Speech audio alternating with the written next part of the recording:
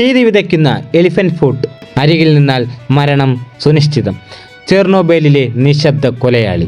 യുക്രൈനിലെ ചോർണോബിൽ ആണവ നിലയത്തിന്റെ തകർന്ന അവശിഷ്ടങ്ങൾക്കിടയിൽ ഇന്നും ജീവിക്കുന്ന ഒരു നിശബ്ദ കൊലയാളിയുണ്ട്.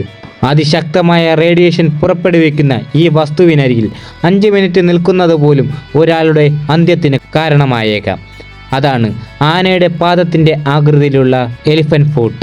1986 ഏപ്രിൽ 26 ചോർണോബിൽ ആണവ നിലയത്തിലെ 4-ാം നമ്പർ റിയാക്ടർ പൊട്ടിത്തെറിച്ചപ്പോൾ ഉണ്ടായ അതീവ ഗുരുതരമായ രാസപ്രവർത്തനങ്ങളുടെ ഫലമായാണ് ഇത് രൂപപ്പെട്ടത്.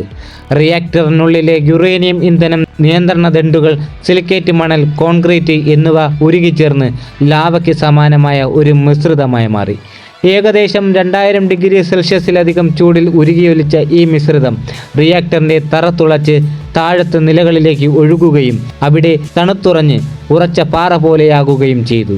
ഇതിൻ്റെ ഘടന ഒരു ആനയുടെ പാദത്തിന് സമാനമായതിനാലാണ് ശാസ്ത്രലോകം ഇതിനെ എലിഫന്റ് ഫുട്ട് എന്ന് വിളിക്കുന്നത്. ദുരന്തം നടന്ന സമയത്ത് ഈ വസ്തുവിൽ നിന്നുള്ള റേഡിയേഷൻ അളവ് ഒരാളെ നിമിഷങ്ങൾക്കുള്ളിൽ കൊലപ്പെടുത്താൻ ശേഷിയുള്ളതായിരുന്നു. ഏകദേശം 10,000 റോഡ്ജൻ റേഡിയേഷനാണ് അന്ന് ഇത് പുറപ്പെടുവിച്ചിരുന്നത്. ഇതിനടുത്ത് വെറും 30 സെക്കൻഡ് നിൽക്കുന്നത് തലകറക്കത്തിനും തളർച്ചയ്ക്കും കാരണമാകും. 2 മിനിറ്റ് നിന്നാൽ ശരീരകോശങ്ങൾ നശിക്കാനും 5 മിനിറ്റ് പിന്നിട്ടാൽ 2 ദിവസത്തിനുള്ളിൽ മരണം സംഭവിക്കാനും ഇത് കാരണമാകും. പതിറ്റാണ്ടുകൾ പിന്നിട്ടിട്ടും ഇതിൻ്റെ റേഡിയേഷൻ ശേഷി പൂർണ്ണമായും നശിച്ചിട്ടില്ല. ഇന്നും ഇത് ചൂട് പുറപ്പെടുവിക്കുകയും പരിസരത്തേക്ക് വികിരണങ്ങൾ പ്രസരിപ്പിക്കുകയും ചെയ്യുന്നുണ്ട്.